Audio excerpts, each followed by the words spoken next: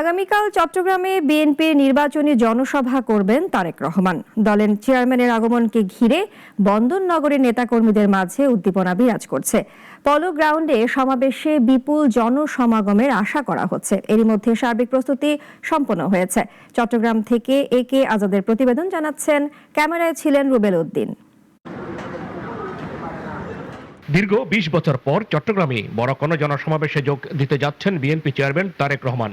আগামীকাল নগরীর পোলো গ্রাউন্ডে আয়োজিত নির্বাচনী জনসভা করবেন তিনি। এই উপলক্ষে প্রস্তুত করা হচ্ছে ১০০ ফুট দীর্ঘ ও ৬০ ফুট প্রশস্ত মঞ্চ। প্রশাসনের পক্ষ থেকে নেওয়া হয়েছে বিশেষ নিরাপত্তা ব্যবস্থা।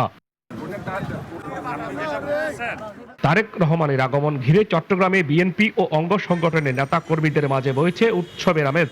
নেতারা বলছেন এই সমাবেশে লাখ লাখ লোকের সমাগম হবে। উনি বলেছিলেন I had a plan, we had a plan. সুতরাং ওনার প্ল্যান সম্বন্ধে ইতিমধ্যে কিছু কিছু আপনারা জেনেছেন। আগামী ২৫ তারিখ আবারও বিস্তারিত জানবেন। দলমন্ত্রী বিশেষের মোকরামকে আমরা লাখো জনতার মহাসমাবেশকে আমরা সফল করব।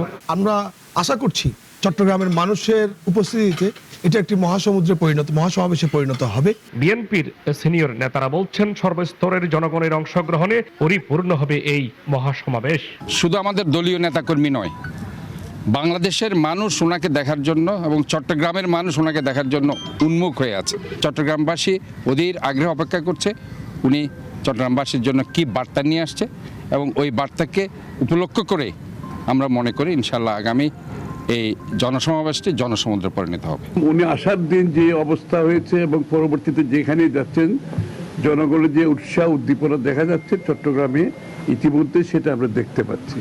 আজকে তারেক রহমান সকলের নেতা, সকলে তার উপস্থিতি, সকলে তাকে একটু দেখতে চান, তার কথা শুনতে চান, এবং এই জন্য এই উপস্থিতি কিন্তু রাজনৈতিক সমাগমের মধ্যে সীমিত থাকবে না।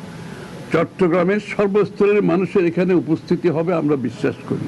উৎসব মুখর আনন্দঘন পরিবেশে এই কাজটা করতে চাই, সকলের সহযোগিতা এই ব্যাপারে আমরা কামনা করি। ২০১২ সালের ৯ নভেম্বর এই মাঠে বক্তব্য দিয়েছিলেন সাবেক প্রধানমন্ত্রী প্রয়াত বেগম খালেদা জিয়া।